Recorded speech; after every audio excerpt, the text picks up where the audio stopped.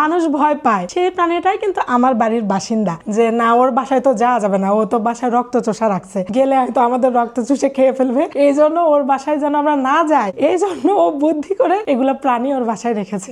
এটা হচ্ছে শালকাটা কচ্ছপ। এটা বাংলাদেশে খুব কম মানুষের কাছে আছে, আমাদের কাছে এই যে দুইটা আছে। এটা ছাগলের বাচ্চা যেরকম বড় হয় ওইরকম বড় হবে, বিশাল বড় হবে, 50 থেকে 100 বছর পর্যন্ত বাঁচবে। আমার ছেলে যখন বিয়ে হবে, ওর বাচ্চা কাচ্চা হবে, বলতে পারবে যে তোমার দাদা দাদি এটা কিনছিল আমি যখন ছোট ছিলাম তখন।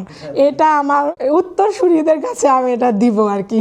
এটা মানুষ যায় না যে নাতি নাতনিদের জন্য গহনা রেখে যায়, অনেকে অনেক কিছু রেখে যায় যে এটা আমার নাতি বউকে দিব বা এই গহনাটা আমার ছেলের বউকে দিব। তো আমি সেটা করব না, আমি ওদেরকে কচ্ছপ দিব।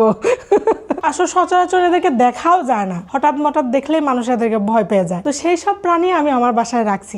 এদেরকে আমার এই জন্যই ভালো লাগে, যেটা অন্য সাধারণ মানুষ পছন্দ করে না। সবার কাছে তো বিড়াল কুকুর আছে, আমি কিছু ডিফারেন্ট করলাম। রাগ হইলে এরাও কিন্তু কালার চেঞ্জ করে হালকা, এখন ব্লু আছে, রেগে গেলে ব্ল্যাক হয়ে যায়।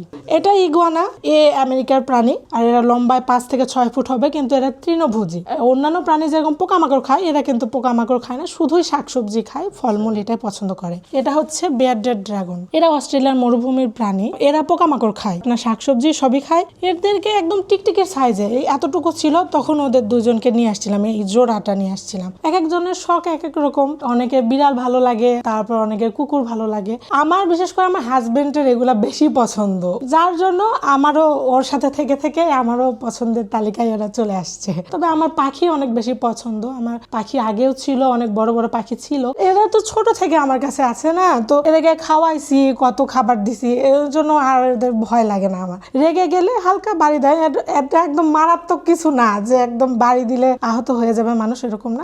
ছোটবেলা থেকে ওটা প্রবাদ, আসলে আমরা দাদি নানি ওনাদের কাছ থেকে শুনে আসতেছি যে রক্ত খাই, লাই চোচা, আমাদের ওইদিকে তো লাই চোচা বলে, এদিকে যে কি বলে সেটা জানি না, গিরগিটি টাইপের। এরা কিন্তু আমার পোষা না, এরা আমার ঘরের বাসিন্দা, মানুষের রক্ত চুষে খাই।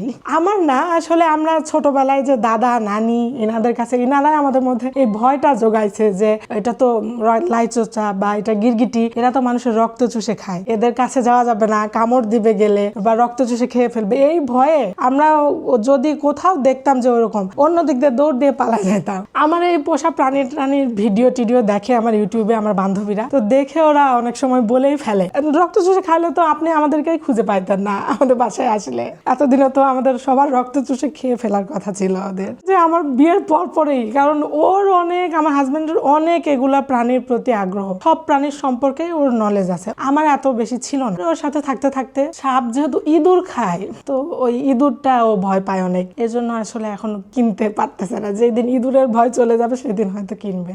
এরা গাছে উঠতে অনেক বেশি পছন্দ করে, যার জন্য এখানে গাছের মতো করে দেওয়া হয়েছে, রাতে এই যে এটার উপরে ঘুমায় থাকে। আমরা যে ফলমূল খাই সেগুলো ওকে একটু একটু করে দিলে খায়, পছন্দ করে। রক্ত খায় না শুধু।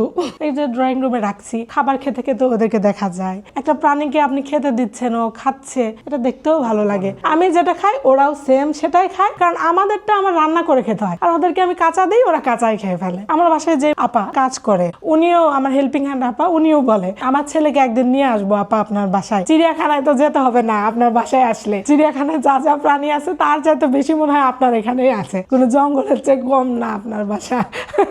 আমার বাসায় কাজের বুয়ারা আসতেও ভয় পাইতো,